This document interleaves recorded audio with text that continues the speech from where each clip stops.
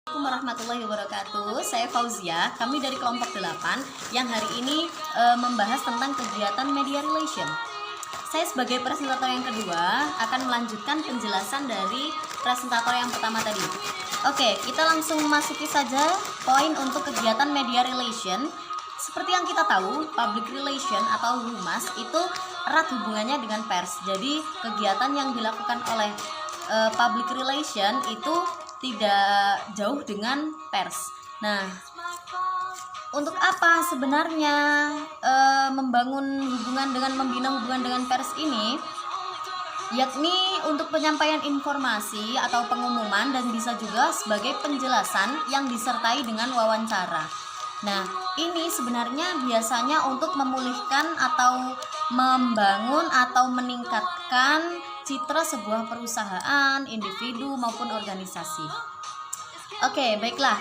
Kita memasuki kegiatan yang bersentuhan dengan media atau pers. Yang pertama yakni konferensi pers. Kita sering mendengar konferensi pers, yaitu pertemuan atau kontak khusus dengan pihak pers yang bersifat resmi atau sengaja. Nah, ini public relation itu biasanya sebagai narasumbernya.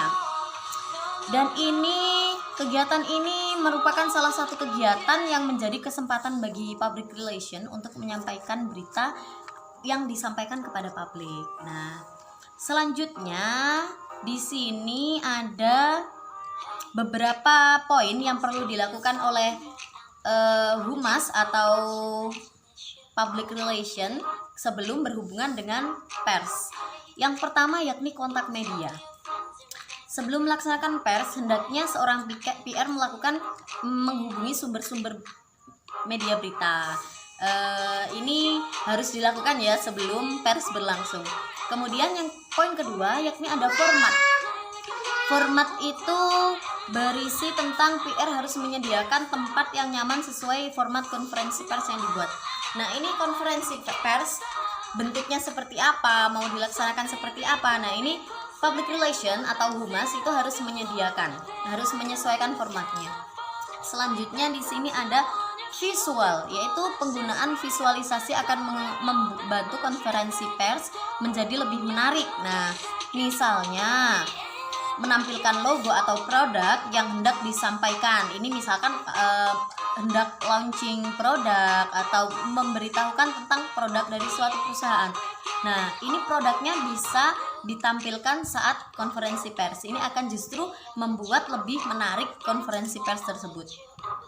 Kemudian ada waktu. Nah, ini yang harus wajib diketahui oleh public relation karena para wartawan atau itu biasanya memasuki waktu-waktu deadline tertentu seperti pukul 10 sampai pukul 11 atau 13 sampai pukul 15. Ini merupakan waktu-waktu yang sesuai untuk melaksanakan konferensi pers.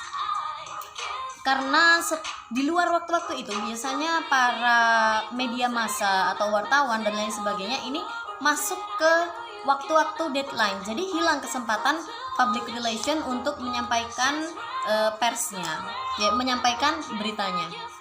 Kemudian ada poin yang harus dipersiapkan yakni pembicara. Nah, sebelum melaksanakan konferensi pers ada baiknya benar-benar menyiapkan pembicara yang kompeten, yang memang benar-benar bisa mewakili suatu perusahaan atau organisasi untuk menyampaikan berita mereka. Selanjutnya ada pers kit. Nah, pers kit ini seperti yang kita tahu, kit itu alat-alat, jadi peralatan yang biasa disediakan ketika konferensi pers, ketika pers berlangsung. Nah, selanjutnya yang terakhir ada evaluasi. Nah, ini wajib dilaksanakan. Ya, bukan wajib sebenarnya, ini sebaiknya dilaksanakan oleh public relation untuk mengetahui kira-kira kurangnya apa untuk kegiatan pers kali ini, kira-kira kurangnya bagaimana sehingga kedepannya bisa dilakukan dengan lebih baik. Untuk kegiatan yang kedua ada press briefing. Nah, press briefing ini kegiatan yang diselenggarakan secara reguler oleh public relation Nah, di sini public relation itu menyampaikan informasi-informasi mengenai kegiatannya kepada pers. Nah, di sini juga mengadakan tanggapan maupun pertanyaan-pertanyaan apabila ada wartawan dari persnya ini yang ingin bertanya atau mengetahui lebih banyak tentang yang mereka sampaikan.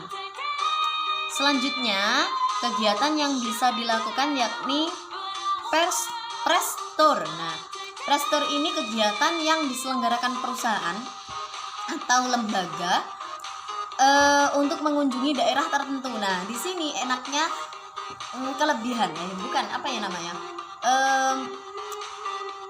keuntungan dari pers yakni bisa berkeliling, bisa diajak ke manapun yang sekiranya tempat itu berhubungan dengan kegiatan yang sedang dilaksanakan oleh public relation. Nah, misalkan wartawan diajak meninjau proyek-proyek pembangunan suatu bangunan, atau diajak dari pers Jakarta diajak mengunjungi tempat perusahaan kayu misalkan. Nah, ini pusatnya berada di Kalimantan contohnya. Nah, ini pers bisa diajak sekalian berpress tour ini tadi ke daerah-daerah yang jauh. Nah, ini poin-poin khusus, poin-poin kelebihan yang bisa dinikmati oleh wartawan.